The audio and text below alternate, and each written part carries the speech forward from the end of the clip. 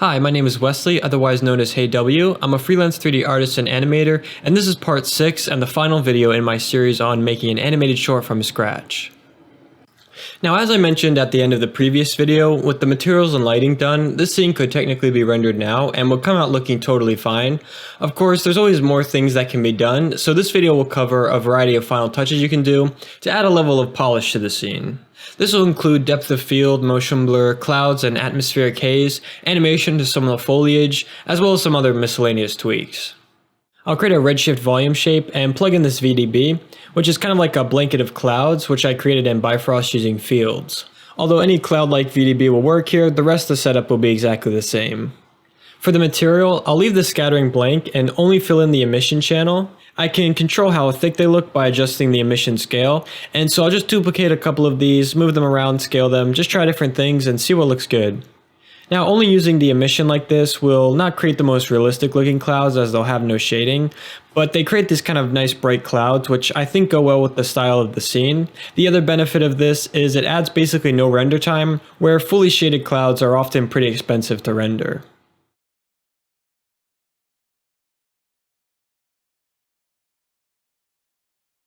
I also want there to be more terrain than just this one mountain, so I'll create a plane and sculpt up another mountain just like I did the first one, although with less polygons, and I'm not too worried about the details as this is just to fill the background.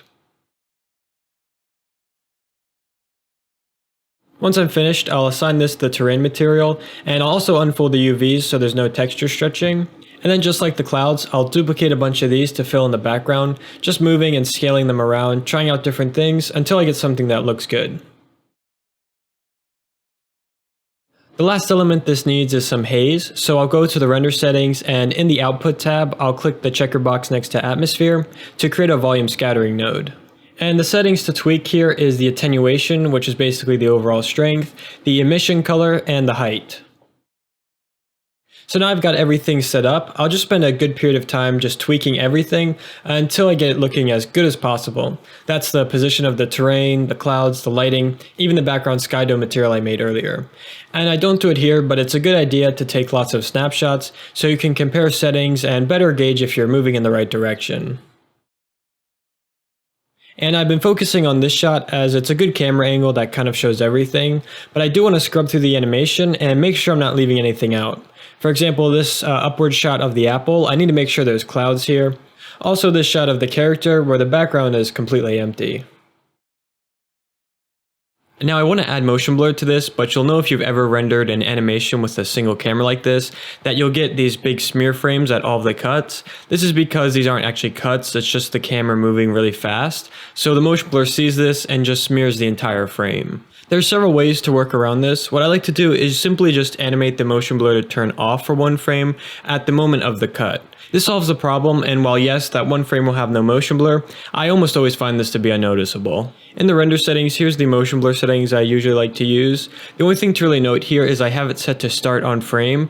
You can set this to anything, it will just affect at which frame you need to key motion blur off on. With it set to start on frame, I need to animate the motion blur off at the last frame of a shot, and back on at the first frame of the next shot. And animating the motion blur enable setting directly seems to not always work correctly, so I've created this MB attribute which you can create on anything, anywhere, wherever it's convenient to you, and then just connecting that to the motion blur enable setting. And then by animating this custom attribute, it should work exactly as expected. So now I'll just scrub through the animation, keying this off on the cut frames. And again, with motion blur set to start on frame, this would be keying it off at the last frame of a shot, and then keying it back on the next frame.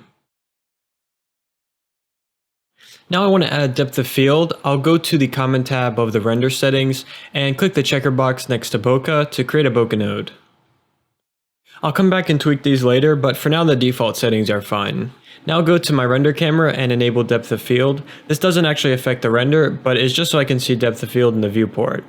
Now it's just a matter of scrubbing through the animation and animating the focus distance for each shot. And you could adjust this attribute manually, but I have it hooked up to a locator so that wherever I place it will be in focus. And this makes it a little more intuitive to control.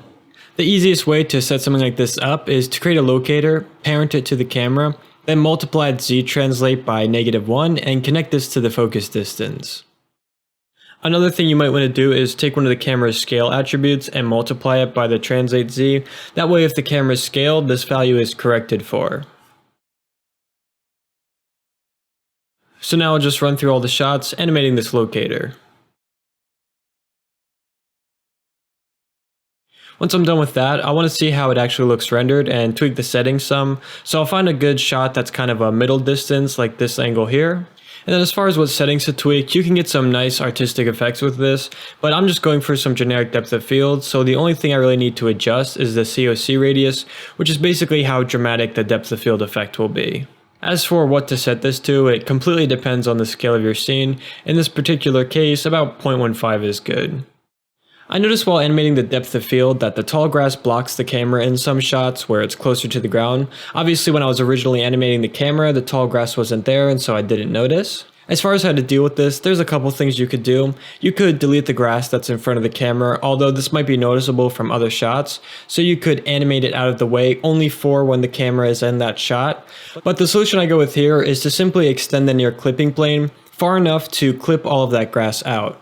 Of course, this may cause problems in other shots, for example this one where the character gets too close to the camera and his face gets clipped out. So I'll just do another pass through the sequence, this time animating the near clipping plane to be close enough not to exclude anything important, but far enough in those shots where it's near the ground to exclude all of the grass.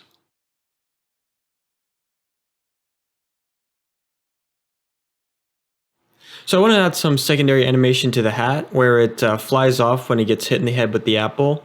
And I want it to come off in kind of a cartoony way, so for this shot I'll hand animate it, but in the next shot I'll need to simulate it. Now trying to animate this is a problem as it's currently parented to the head. What I'll do is simply go to the frame where I want it to fly off, duplicate the hat, unparent it, and then key the visibility on the original hat to turn off at this frame, and then keying the visibility on for the new hat at the same time. So the transition between the two will be perfectly seamless, but now I have a hat separate from the head that I can freely animate. Now just animate this flying off the head, flipping around a few times. As I mentioned, I'm going for a cartoony look. On to the next shot, I'll continue to keyframe it to move with the head, but at a certain point I want an end cloth simulation to take over. Once I'm finished adding keyframes, I'll select the base of the hat and make it an end cloth. I only want to simulate the base as it'll be much faster than doing the entire thing, and the leaves and all the extra pieces I can just wrap the form to the base so they move with it. Although for now, I'll just hide all the leaf pieces so I can see what's going on with the simulation easier. Now between the solver and the cloth object, there's a lot of settings to tweak, but for starters, I just want to focus on transitioning from the animated hat to the simulated hat. I'll go a few frames before the keyframe animation runs out, then in the nucleus, I'll make this the simulation start frame. Then on the cloth object, I'll set the input mesh attract to 1, which is basically to say that the animation on the hat has complete control and the simulation is doing nothing. Then I can just keyframe this, blending it back to 0 over a couple of frames, which essentially just blends from animation to simulation. I'll make both the head and body passive colliders, then it's just a matter of tweaking all the settings till I get the motion I'm after. Which in this case, I want the hat to kind of just slide down his face as he gets up. On the cloth itself, I'll mostly just focus on rigidity, bend resistance, and dampening to try and make it look less like kind of thin cloth and more like it's made out of thick leaves. I also tweaked the stickiness and friction on the cloth and the colliders, and after spending some time trying to find a good balance between these attributes, that's all it takes to get the motion right. So once I've got this looking just right, I want to make sure to cache it, and I don't need to cache the entire sequence, just this section of frames where the simulation actually takes place, as the keyframe animation will still work fine even after it's cached. Now I'll bring back the leaf pieces, and like I mentioned before, I'll attach these by simply wrap deforming them to the hat base. Now onto the shot of the door opening, I noticed two things. First, the door brushes up against the grass, and then when it's fully opened, it clips in with the leaves on the roof. One option here would be to set up more cloth simulations, which might be what you want to do if you're going for the most realism. Another option here is to address this with a few deformers, which is much faster. I'll start by selecting the roof and creating a lattice deformer. Then I want to scale and translate both the lattice and its base to roughly fit over the area that I want to influence. I'll increase the number of subdivisions so I have a roughly even distribution throughout the lattice, but I don't want to increase it too much to where it becomes hard to work with. Next, I'll select the points that control the area where the door collides with the leaves and create a cluster. Now I have a transform that I can easily animate that controls these points. Before doing that though, I want to make one change to the lattice, that is increasing these local influence values, which just smooth out the effect of it. Now I'll just animate the cluster, pushing the leaves out of the way as the door opens. Also kind of add some flapping afterwards to show the momentum and wind generated by the whole thing. Once I'm finished with that, I'm ready to move on to the grass, and the first thing I want to do here is separate out just the section I want to animate, as putting a lattice on a small patch of grass will be much faster to calculate than if I put it on the entire grass object. So I'll just make a duplicate of the grass object, select the patch and delete it on one, and then just do the opposite for the other. And so from here on, the rest of the process is exactly like the roof. Create a lattice, scale and position it, select the points you want to animate and create a cluster, then just animating the cluster to react to the door's motion.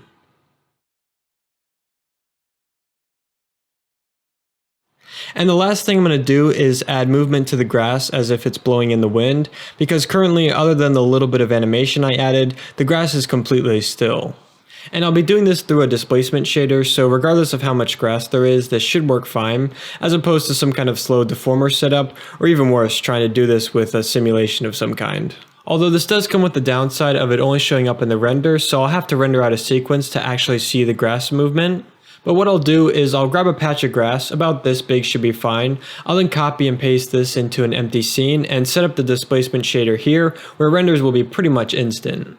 The first thing to do is select the object, go to the attribute editor, and make sure displacement is actually enabled. I also want to set max displacement to something pretty high just so it doesn't get in the way. Also notice I'm keeping tessellation off as I don't want to add any extra polygons. One last thing to note is I have the UVs scaled in slightly, as having them right on the border with displacement enabled can sometimes do some unwanted things. So now I'll create a Redshift displacement node and plug it into the shading group. I want to make sure map encoding is set to vector and space type is set to object. Now I'll create a ramp, a Maxon noise node, and combine them together with a color math node set to multiply. And the idea of this setup is the noise will be randomly moving the grass around, giving the effect of wind, while the ramp will keep the roots planted. Of course, I'll have to adjust the noise settings some to get convincing wind. So I'll create a plane, assign this a material, and then plug in the noise to this, just so I have a visualization of the noise itself, and it'll make it easier to know what to tweak. I'll set the noise's source space to world, scale it up to the right size, and then try out the different patterns and find one that looks like wind. Then I can increase the speed so it changes across time. And this will give the look of very turbulent wind moving in all sorts of ways. So to give it an overall direction, I'll go to the offset Z attribute and type in equals times some number. And the wind will still look very turbulent due to the noise, but this will give the look that overall the wind's drifting into the positive Z. And the larger the value I multiply time by, the faster and stronger this will be.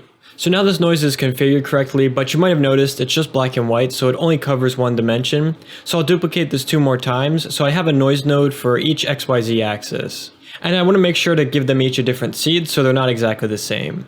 I'll plug these 3 noises into the plane's color, one for each RGB channel, and you can see I now have this nice 3D noise.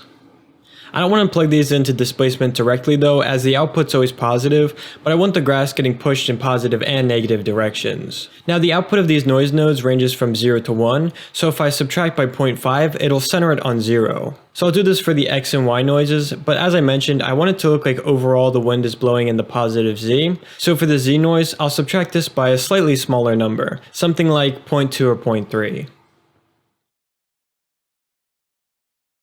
Now I can control the overall strength of the wind with the scale attribute on the displacement node, but I can also control each axis individually by changing the color on the ramp. I'll select the white flag on the ramp, open up the color picker, and then switch its mode to RGB. Now these 3 RGB sliders correspond to the XYZ scale of the wind. So keeping with the idea that the wind is blowing in the Z direction, I'll reduce the scale of both the X and especially the Y, but leave the Z at full strength. Now I'll go ahead and render out a few second long sequence to just see how this looks, and odds are it won't be perfect on the first try, but being in an empty scene like this means the whole thing only takes like a minute to render, so in just a couple of minutes I'm able to go through several iterations and get the wind looking just right. So once I'm done iterating, I'll select all the nodes that are part of this wind displacement shader, copy them, then go back to the main scene, paste them, and hook them up to the grass shading node. Now I just need to double check all my render settings, specifically the frame range and resolution, that I have the right render camera selected. As far as min-max samples, I'll usually leave min at 4 and set the max to 128 or 256, and also in this case I enable OptX denoising. Finally, I'll batch render this scene, and here's the final result. Of course, this was rendered in Redshift with a pair of 390s, and it only took around 4.5 hours to render, which if you're new to 3D rendering is pretty great, as it wasn't long ago, rendering out an animation meant tying up your computer for days or weeks at a time. Regardless, this wraps up the series. I wasn't able to cover every step in detail, but hopefully these videos give you a good idea of the process and that you don't need to be an expert in every aspect of 3D to get the job done. So thank you for watching, and feel free to subscribe to the NVIDIA Studio YouTube channel for more series like this.